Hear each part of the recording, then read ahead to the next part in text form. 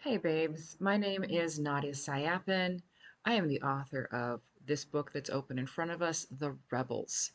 I am reading it like this, unedited, for a friend of mine who she loves books. She has a hard time holding them, so I read them out loud to her because I don't have an audiobook yet. So this is for her. And if you're here, I'm so glad you came. I know there's a lot to listen to. We are in the middle, so if you're brand spanking new, I would highly recommend going and finding the earlier books. You will find them with a very different thumbnail because in May I had to go and change everything because I didn't have to, but I lost a fight with Meta. And yeah, as a result of that, I changed my logo, pen name, and everything. So thank you so much for being here. And let's jump into The Rebels, Chapter 31. For some reason, I blame Anansi. This particular idea had been dubbed the Great Buscapade, and the night found me crouching in bushes, which turned out to be stinging nettle, along with fox near the south gate of Salem. Barely 10 feet from the base of the completed guard tower, which was 15 feet from the fence and 50 feet east of the gate, we crept incrementally closer. River and Ink should be as close to the tower to the west of the gate. All of the towers were 200 yards apart, and the 50 caliber guns at the tops were more than enough to cover the distance. Despite the darkness, I still wished for more space between us. In the trees behind, Phoenix and Storm, our other long-range shooter, got into position. The wind moved the nettle, brushing it over my cheek and eye, and I hissed, but we moved forward nonetheless. Every bit of breeze meant another few inches gained. During the lulls, we froze and cursed the stings. I will fucking eat every last one of you, I thought furiously as another line of nettle fire started at my ear. I swear I'll dig you up, take you to Amana, and have you cooked in soup, you son of a bitching piece of shit plants.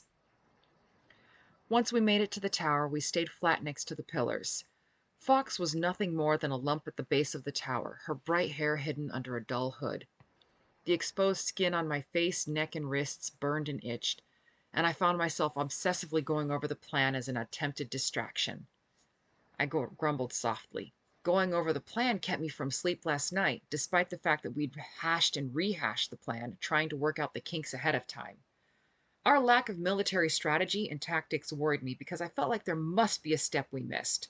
This constantly gnawed at the back of my mind. Everything changed when a flare shot into the sky. Fired from a moving vehicle, the spotlight zeroed in on that point, and we burst into action. The sliver of moon played peekaboo through the clouds and provided the cover of piss-poor lighting as we scaled the tower. Fox had the ladder, hugging the shadows and keeping pace with me as I climbed the pole itself. I'd worn moccasins tonight, and they gripped the wooden poles better than boots ever could. A burst of excited chatter covered my grunt as I strong-armed myself up the next level, and Steve got really animated when a series of explosions lit the north, unsure whether they should try to figure out who shot the flare or abandon all for the explosions. The tower floor loomed 3 feet above me when I heard a stumble followed by a thud, then another. I heaved upward, levering myself over the side in time to see Fox launch herself in a slide across the floor. Before the light had time to sag, she'd set herself up with the dead soldier's helmet, keeping the light moving in the same ragged zigzag they'd used. I swept up the other helmet, clapped it on, and took up position at the gun. I glanced to my right in time to see River take up the other gun and stand as casually as if she did this every day. "That was a bit sooner than I expected," Fox commented. Phoenix and Storm were supposed to wait till I was at the railing. She divested the soldier at her feet of his jacket while I held the light, then did the same so I could get my own jacket. I checked to my left. All quiet. I don't think I care as long as our neighbors don't notice the change. This particular plan involved multiple groups moving independently, improvising along the way. I didn't like it, but as my cousin pointed out, we can't be everywhere, now can we? I like to be in the middle of the fight, not on the outskirts, waiting. My only comfort lay in the fact that in another 15-ish minutes, this should be the middle of the party. A light swept over the tower to our right, and at the signal, they turned their lights toward us. Then Fox swept ours over the tower to our left. River had informed us that this stood for all's well and allowed them to check on each other. Abruptly, the light from the tower to our left flashed over us, catching me squarely in the face. It continued, then doubled back, concentrating on us. My pasty white face that's seen no sun for months gave us away. Son of a bitch! I snarled.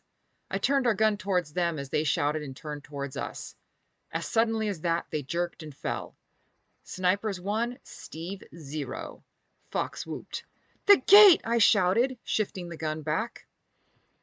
The gun nest at the gate hadn't been oblivious to what happened above their heads and was currently turning its 2 guns on us. Fox killed the light as I began firing, and River joined in from the other side. All along the line, lights at the other towers leaned at crazy angles as Storm and Phoenix continued sniping.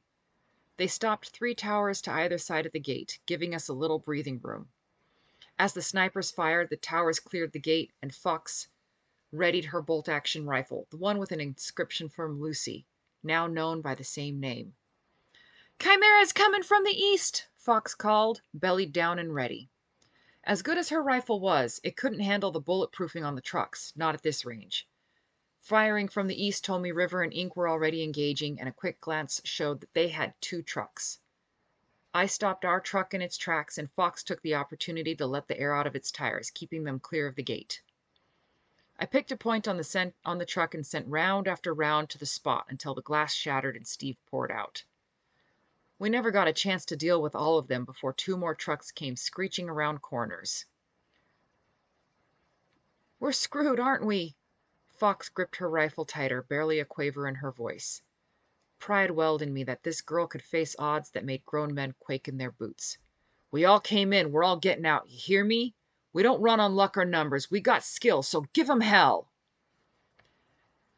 I gave up picking shots and sprayed the area, letting Fox mop up the edges. Across the way, Ink's light shut off, and I risked a look, but the sight of 2 muzzle flashes reassured me both still fought. Chaos reigned as bullets flew and more soldiers kept pulling up. My entire goal narrowed down to keeping the main road clear. As long as the trucks stopped before it, I did my job. Fox kept stubbornly picking at soldiers, but they were too many. Occasionally, a man fell when neither of us aimed at him.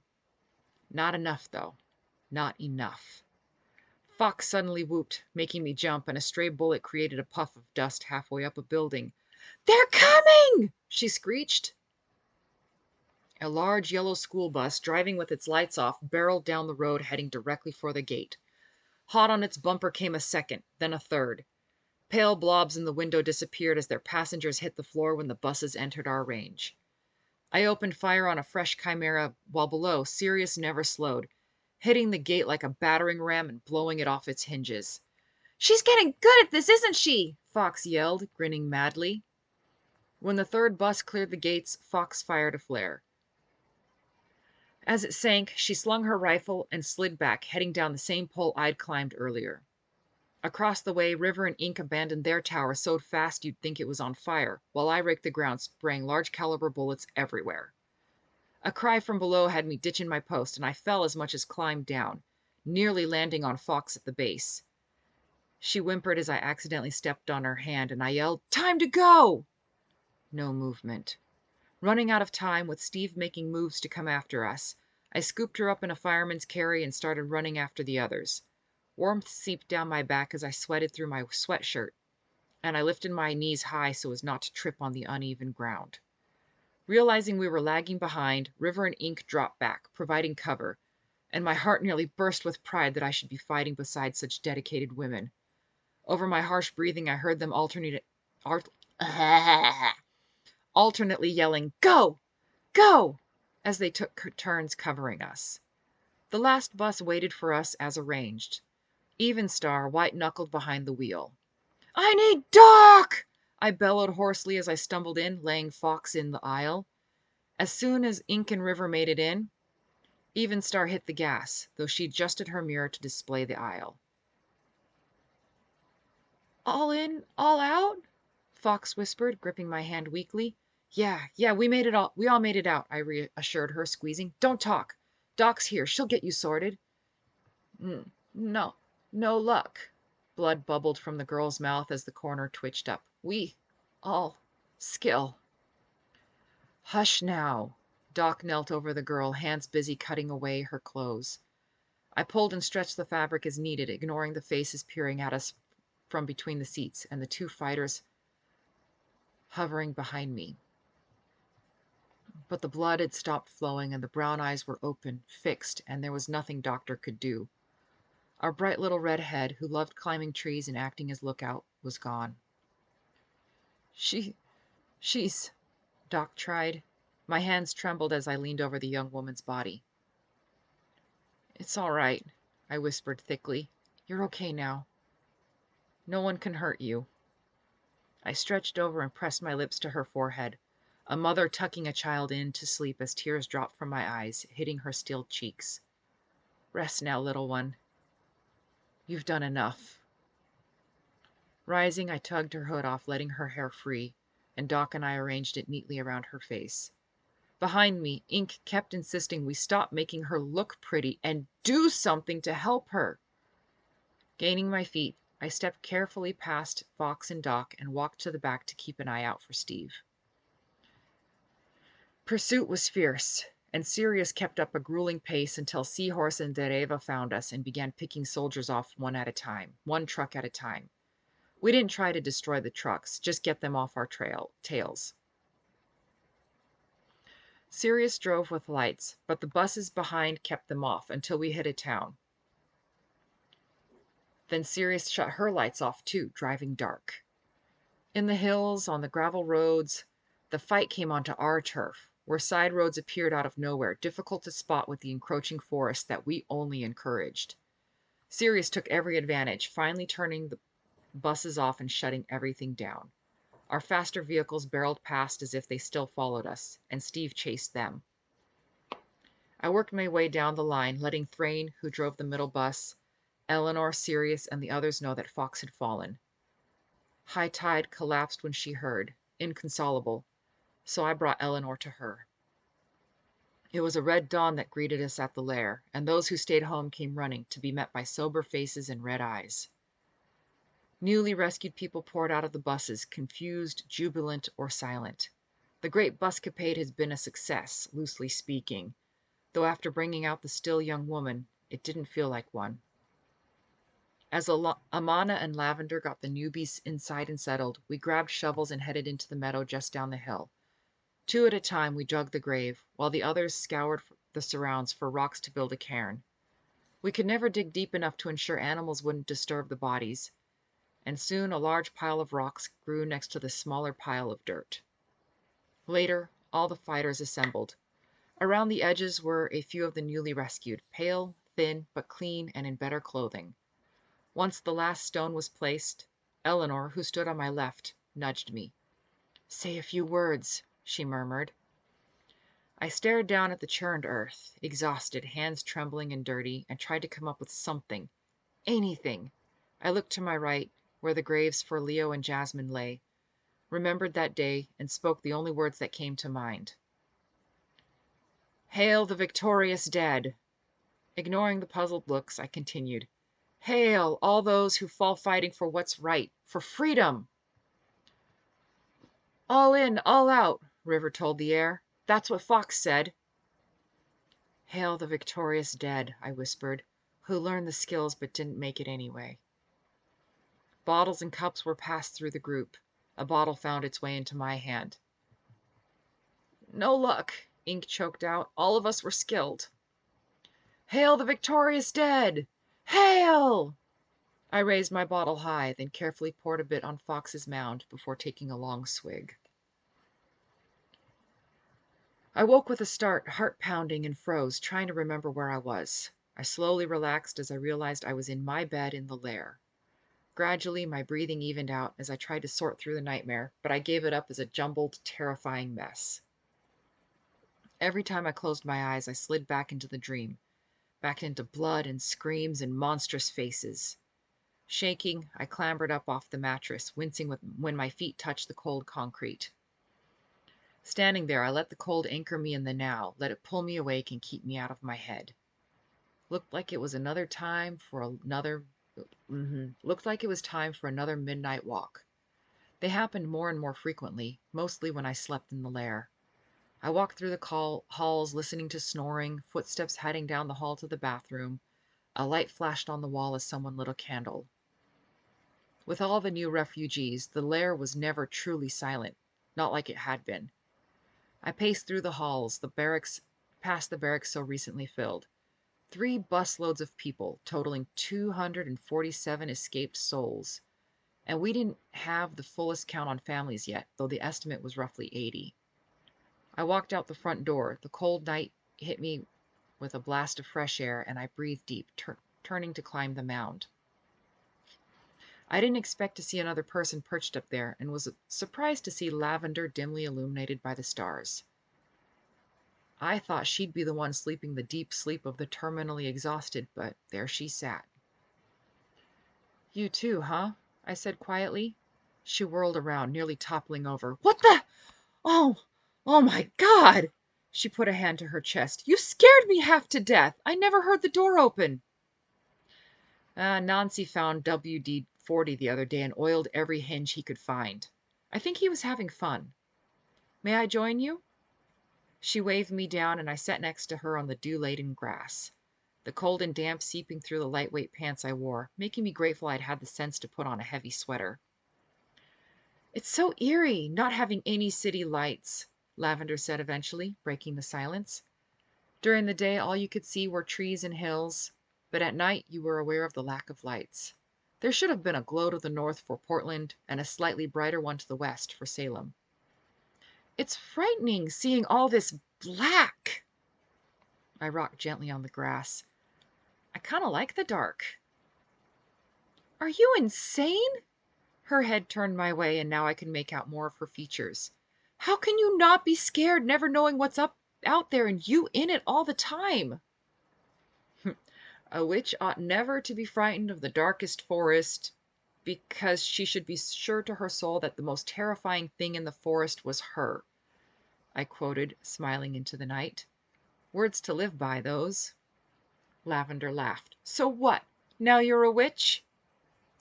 We all have our life goals now, don't we?" Amana told me they'd finally hit an equilibrium once the older woman realized that young didn't mean stupid, so I sat, happy that I didn't need to do anything for a while. We enjoyed the night, and I lifted my head, feeling the breeze kicking up. In the dark, with nothing to distract me, I smelled the rich browns of thawing earth and the deep greens of spring growth, though there was still a hint of ice in the air. Why didn't I take the time to notice these things in the daylight? "What brings you out on this brisk night?" Lavender asked. "Oh, the usual." I waved airily. She waited. My lips twisted. "Nightmares. Helps to walk it off. You?" "Memories," she sighed. "My babies." She and Driver had lost 2 children to the plague and famine that swept through, and only their youngest survived, a bright little girl named Beth, who'd already become fast friends with Moana and Cub. "Actually, I'd wanted to talk to you." I tensed. Those words never really boded well. "After we were brought out, Driver told me he'd met you months ago." Lavender shook her head, hair whispering over her jacket.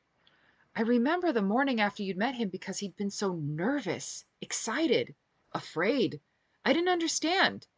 Then, when he did tell me, I was hurt at first, that he hadn't told me sooner.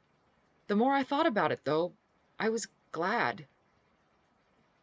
She shrugged, searching for the words. It must have been so hard for him keeping it secret. When there was that big chase, he must have thought it was you." "It was us," I murmured. Her mouth dropped open. I guess nobody thought to mention it. "He just shrank into himself, and any time more people disappeared, he seemed like he was trying to hide in plain sight. But at the same time, he was, well, thrilled. I hadn't understood.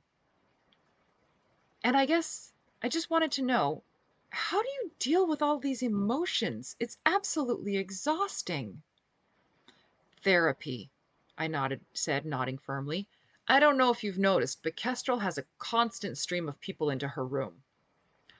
But not you? Oh, I need to. I just need a moment where both of us are free. I needed to get this conversation away from me and the emotions I was not dealing with. Speaking of people, how are you handling the new lot? Well, most of them are lovely folks pitching right in to help, but there's a small core of people who so far look to be a bunch of entitled, self-righteous pricks. Lavender, I interrupted, laughing. I didn't know you swore.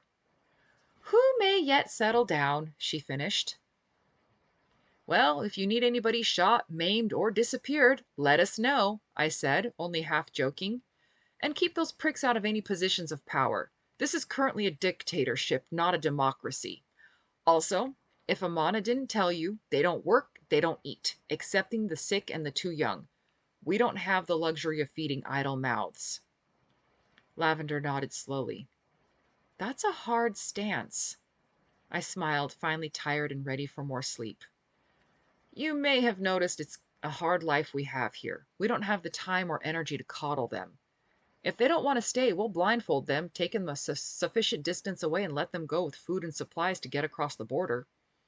Something to keep in mind if they do try to give you trouble. I stood slowly and stretched, yawning. Back to bed for me. You know what really makes you frightening? Lavender asked when I reached the bottom of the mound. I looked back. It's the fact that not only do you mean what you say, but that you can back it up. It's both reassuring and scary. How do you respond to that? Good night, I said, and walked back into the lair. Thank you so much for joining me. Next week, I will be here with chapter 32. If you did enjoy this, please like, comment, share, subscribe. I don't know, do the things. Share it with some people you think might be interested.